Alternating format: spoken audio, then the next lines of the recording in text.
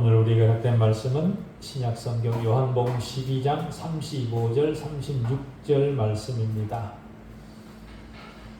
신약성경 요한복음 12장 35절 36절 말씀 봉독해 드리겠습니다. 예수께서 이르시되 아직 잠시 동안 빛이 너희 중에 있으니 빛이 있을 동안에 다녀 어둠에 붙잡히지 않게 하라. 어둠에 다니는 자는 그 가는 곳을 알지 못하느니라.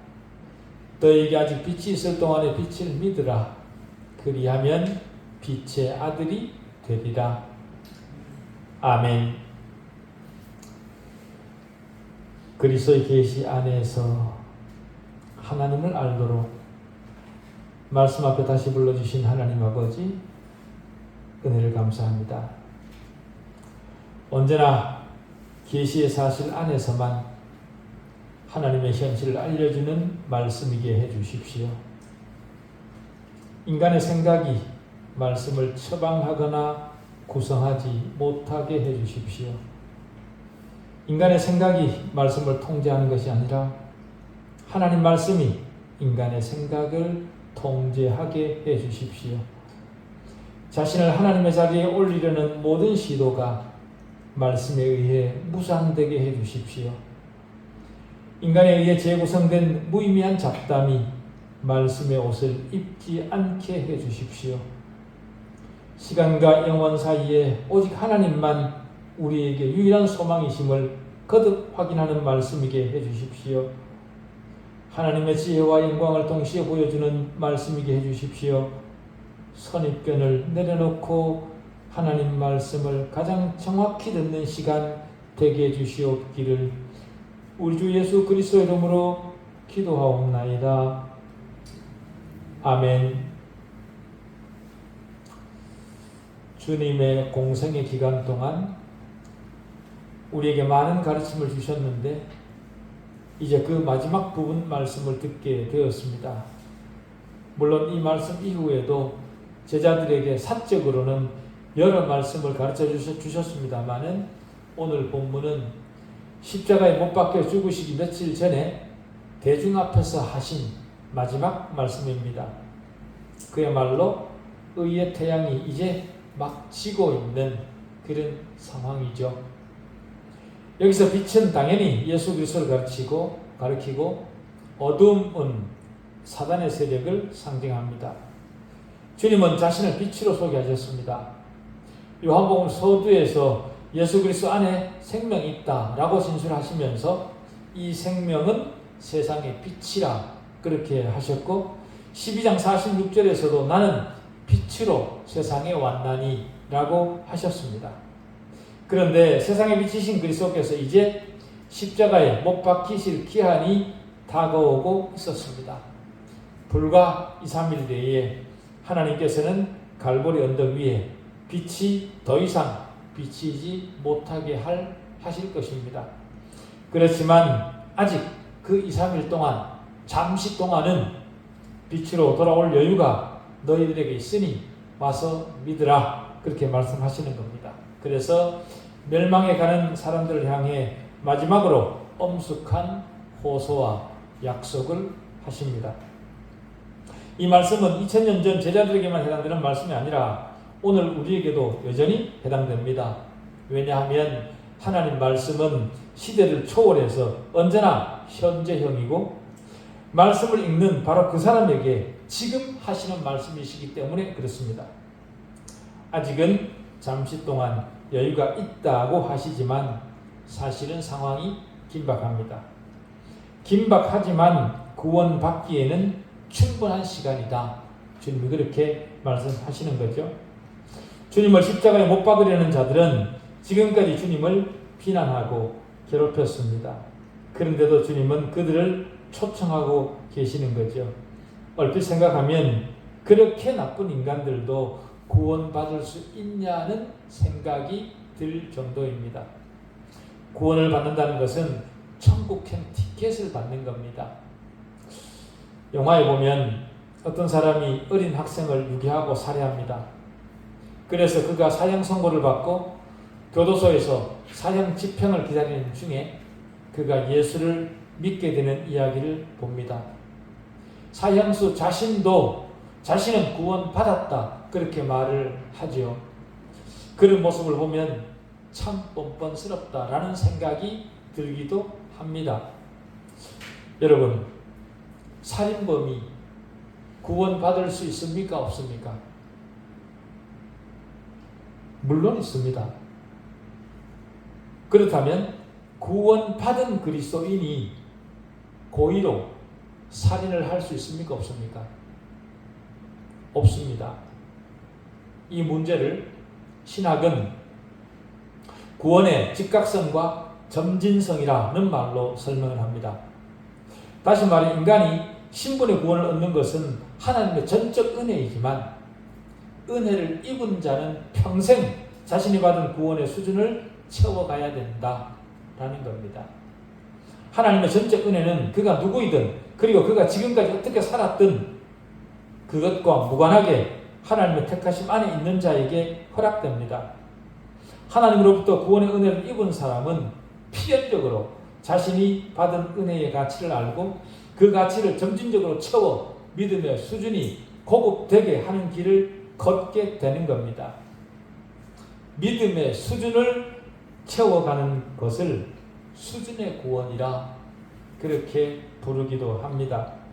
신학은 신분의 구원을 칭이라 그렇게 부르고 수준의 구원을 성화라 그렇게 부릅니다. 요한복음 9장에 날 때부터 맹인이었던 사람이 치료받는 내용이 있습니다. 거기에서 날 때부터 맹인이었던 사람이 고침을 받을 때까지 그가 한 일이 무엇이었습니까? 아무것도 없었습니다. 주님의 진흙을 눈에 바를 때 그냥 어리벙벙 당하고만 있었죠. 그리고 나서 실로암 못에 가서 씻으라고 하십니다. 씻었더니 보게 되었습니다. 맹인이 고침받은 것, 그것이 신분의 구원입니다. 구원을 받으면서 그 맹인이 열심을 냈거나 그가 고침받을 만한 어떤 자격을 갖추었던 것이 전혀 없었습니다. 그럼에도 불구하고 그는 고침을 받았습니다. 오히려 주님만 열심을 냈죠. 땅에 침을 뱉고 진흙을 개어서 맹인의 눈에 바르신 그 모든 일은 주님이 다 하셨습니다. 그리고 주님의 명령을 따랐더니 그 순간 즉각적으로 눈을 보게 되었습니다.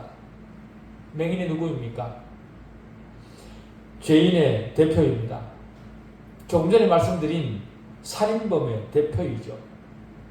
그럼에도 그는 하나님의 부르심 안에 있던 자입니다. 하나님의 부르심 안에 있었기 때문에 주님으로부터 고침을 받은 거죠. 구원의 전체적 과정에서 부르심, 즉 소명은 시작에 불과합니다. 그 부르심은 우리가 태어나기도 전에 이미 하나님에 의해 선택적으로 부름 받았습니다. 그런 자들이 세상에 와서 자기가 부름 받은 사람이라는 사실을 모른 채 별의별 짓을 다 하며 살아가는 거죠. 그러나 하나님의 관점에서 그 부르심은 곧 구원의 완성을 의미합니다. 비록 그가 구원을 인식하지 못했을 때는 살인이라는 돌이킬 수 없는 죄도 저지르지만 그러나 그런 과정을 통해 그는 구원의 완성 단계에 이르게 된다는 겁니다. 왜 그런가 하면 하나님의 부르심에는 실패나 후회가 없으시기 때문입니다. 다시 말해 하나님께서 따로 불러 세워놓은 사람은 기어이 하나님 나라에 반드시 세우고야 마시는 그런 하나님이시다. 하나님에게 시작은 곧 완성입니다. 그 완성이 있기 전까지 인간은 타락한 본성을 그대로 드러내며 살아가는 거죠.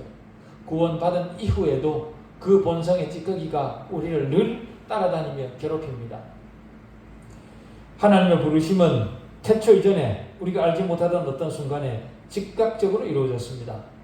그것을 신학은 구원의 즉각성이라 그렇게 부릅니다. 그 즉각성은 우리가 구원을 인식하는 것에도 그대로 적용됩니다.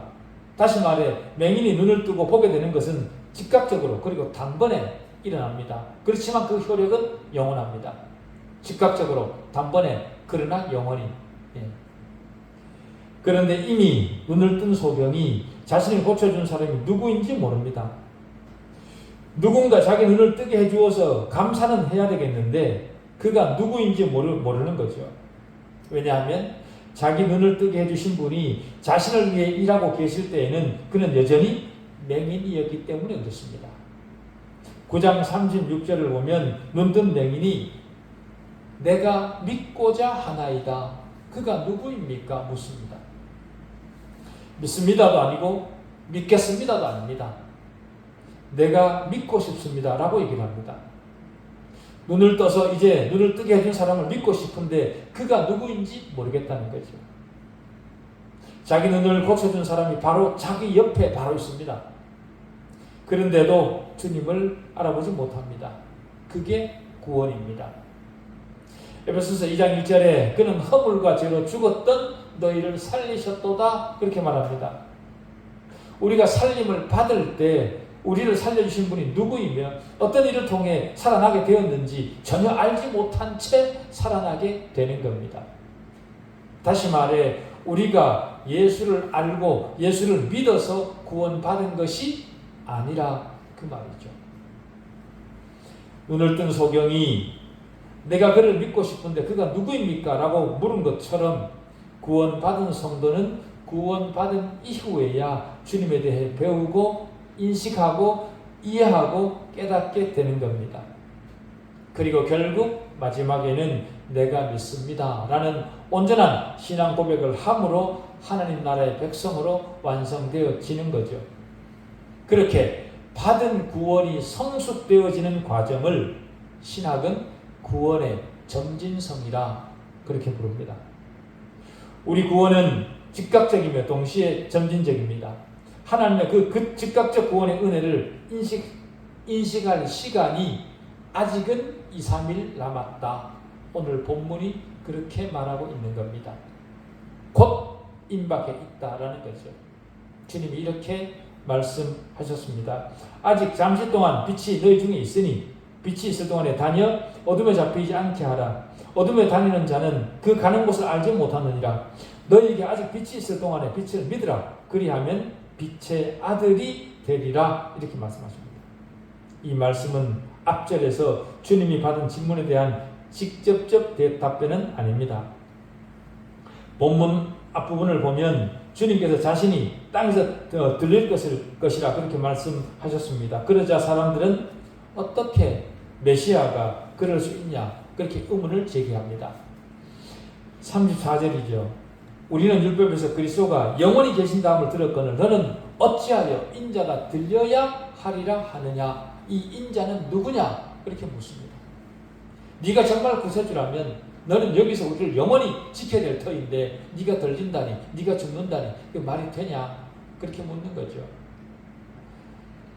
그러나 주님은 그 질문에 답하지 않으셨습니다. 오히려 그들을 완전히 다른 방식으로 다루셨습니다. 사람들은 메시아에게 기대할 만한 것이 무엇인지를 토론하고 싶었습니다. 그러나 주님은 각 사람과 자신의 관계에 대해 말씀하고 싶으셨습니다. 어둠이 오고 있으니 빛이 있는 동안에 그 빛을 붙잡으라 이렇게 말씀하십니다. 본문은 우리에게 빛의 필요성을 상기시키고 도전하게 하시고 그렇게 하는 자의 결국이 어떻게 되는지와 또 믿는 자에게 주시는 약속을 함께 주십니다. 본문에는요 빛이라는 단어가 5번 등장하는데 그중 4번은 정관사가 있어서 분명히 그리스도를 가리킵니다.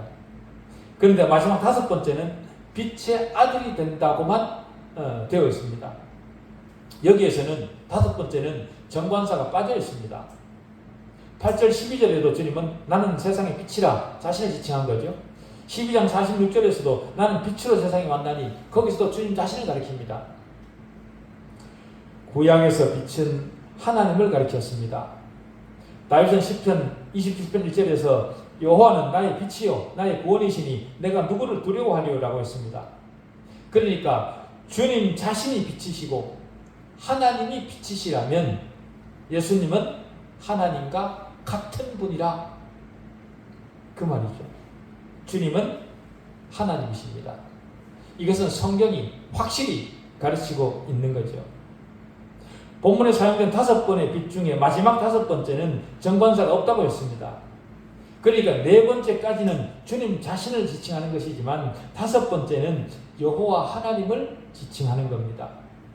다시 말해 주님이 계시는 동안 주님을 믿으면 하나님의 아들이 된다는 겁니다.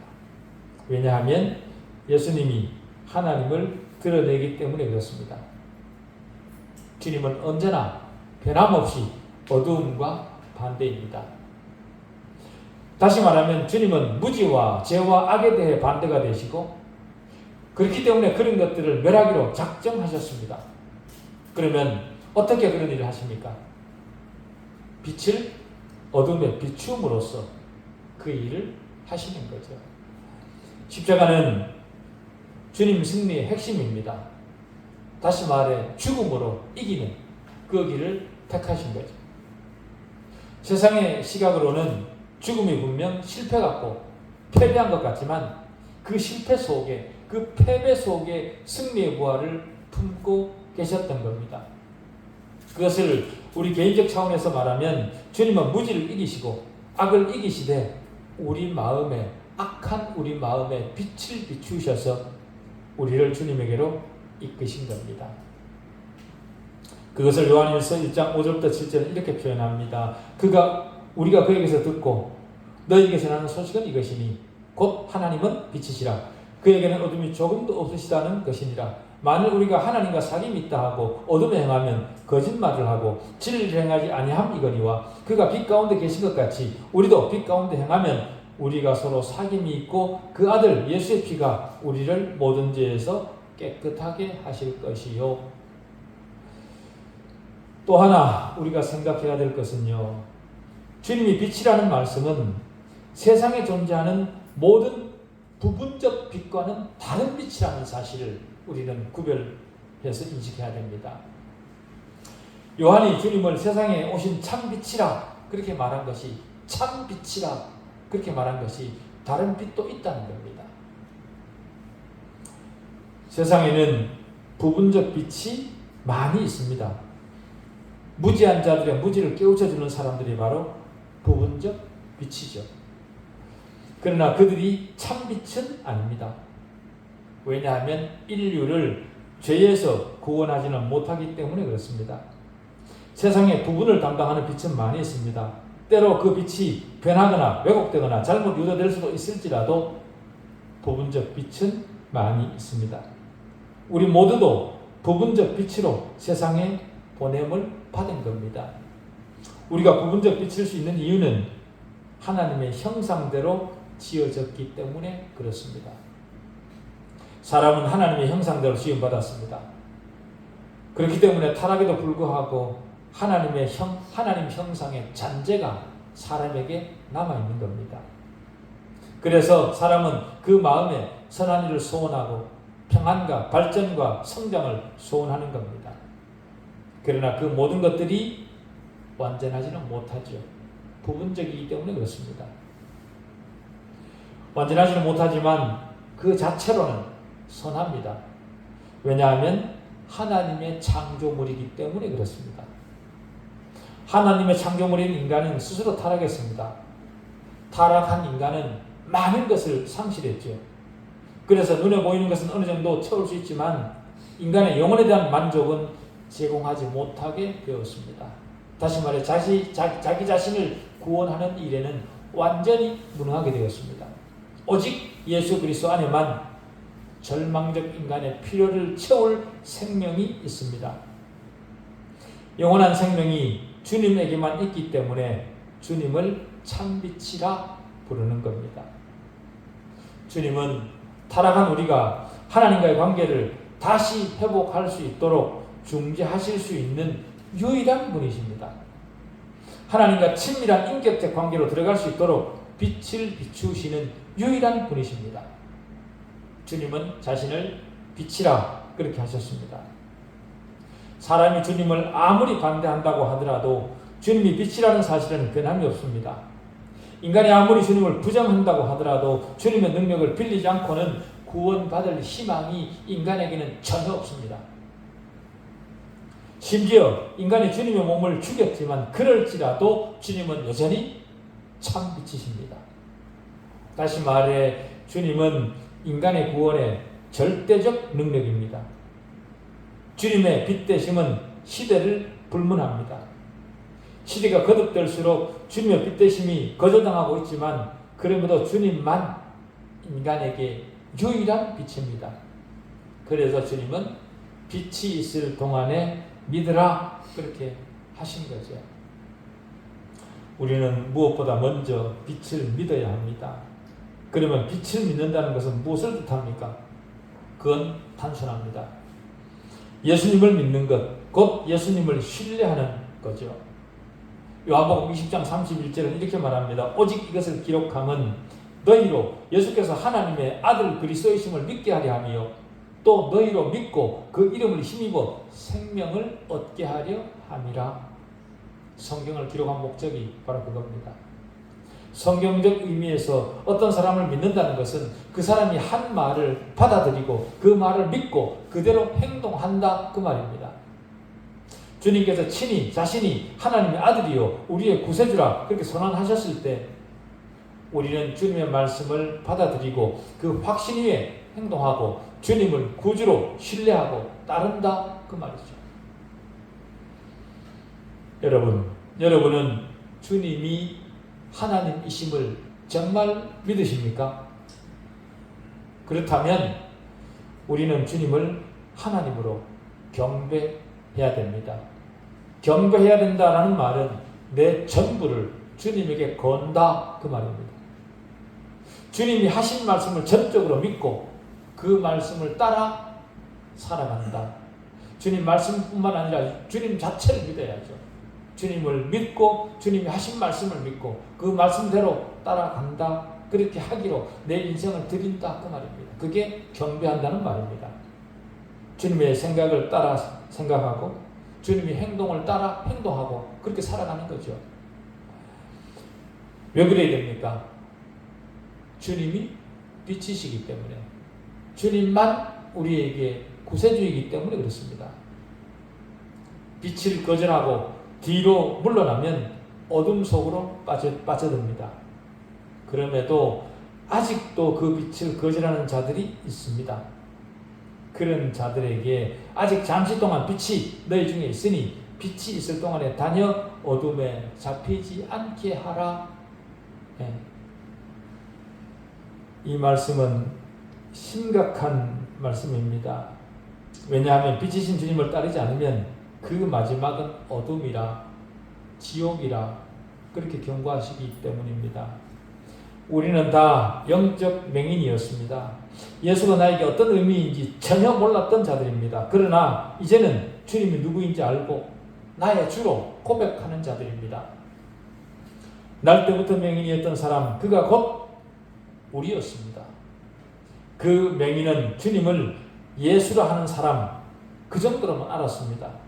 그랬던 그가 그 후에 그는 주님을 선지자라 그렇게 불렀고 또 그 이후에는 하나님께 속한 사람이라 그렇게 부르다가 마지막에는 내 자신의 주님이십니다. 나의 주님입니다. 라고 고백을 합니다. 그의 믿음이 육신적 차원에서 영적 차원으로 점점 발전한 거죠. 맹인으로 났던 사람이 변화된 것처럼 우리도 믿음에서 믿음으로 더 큰 영적 시각을 향해 나아가야 되지 않겠습니까? 그럼에도 불구하고 우리는 갈수록 영적 퇴보를 하는 것 같은 그런 우리 자신을 종종 봅니다. 왜 그렇습니까? 맹인했던 자신이 고침받은 것에 아직 덜 감사해서 확신이 부족해서 생기는 일들이 아닌가 싶습니다. 끝으로 주님의 말씀에는 약속이 있습니다. 만일 우리가 빛을 믿으면 빛의 아들이 되게 하시겠다는 약속입니다. 이 약속은 성경을 통해 주님이 궁극적으로 하시고자 하시는 말씀이 무엇인가를 알게 해주시는 거죠. 니네가 예수를 믿어야 되는 이유가 뭐냐? 말씀을 믿어야 되는 이유가 뭐냐? 그것이 바로 빛의 아들이 되게 하시기 위해서이다 라고 하시는 겁니다. 만일 주님이 그 맹인을 고쳐주지 않으셨다고 한들 누가 주님을 원망할 수 있겠습니까? 마찬가지로 주님이 우리를 구원해 주지 않으신다고 주님을 원망할 자격이 우리 중 누구에게 있습니까? 누구에게도 없습니다. 그럼에도 주님의 은혜는 우리를 그냥 지나치지 않으셨습니다. 우리로 빛의 아들이 되게 하셨습니다. 그러나 이제는 어둠이 멀지 않았다. 그렇게 말씀하십니다. 시대의 풍조를 보면 말세 중 말세입니다. 말세가 끝나는 순간 빛의 자녀와 빛을 거절한 자들의 운명은 극명하게 갈릴 겁니다. 완전히 반대가 될 겁니다. 믿음을 가진 자들은 그 믿음으로 말미암아 빛의 자녀가 되고 주님의 광채를 드러내게 됩니다. 믿는 자들이 빛의 자녀가 된다고 해서 그리스도께서 비치신 것과 똑같은 의미에서 빛들이라는 것은 아닙니다. 오직 참빛은 예수 그리스도 한 분뿐입니다. 곧 우리가 고백하는 주님이시죠. 주님은 참빛이고 우리는 부분적 빛입니다. 다릅니다. 그러나 예수 그리스도를 따르는 우리가 주님을 반영하고 다른 사람에게 주님의 빛을 비출 수 있습니다. 빛의 아들이 되어야만 소망이 있기 때문에 사람이라면 그가 누구이든 참빛이신 그리스도를 반드시 만나야 됩니다. 그리스도가 내게 어떤 분인가를 진정으로 깨닫는 사람에게만 소망이 있습니다. 예수 그리스도가 나에게 누구인가에 대한 인식이 여러분 모두에게도 확실히 있으시죠? 예. 주님은 모든 세대, 모든 사람에게 선언하십니다. 빛을 믿으라. 그리고 그 가운데서 행하라. 그렇지 않으면 어둠에, 다시 말해 영원한 지옥에 다니게 된다는 겁니다. 여러분, 아직은 빛이 우리 가운데 있습니다. 그러나 이 빛이 언제 없어질지 모릅니다. 그러니 영원한 어둠에 미끄러져 들어가기 전에 주님의 빛 안에 있기를 바랍니다. 습관을 따라 교회 건물에 출석하는 것으로 만족하실 것이 아니라, 나는 예배를 때웠다라는 것에 만족하실 것이 아니라 주님을 믿으십시오. 너희에게 아직 빛이 있을 동안에 빛을 믿으라. 그리하면 빛의 아들이 되리라. 이렇게 하신 약속을 따라 주님을 참으로 믿으시는 남은 신앙 되시기를 바랍니다. 기도하시겠습니다.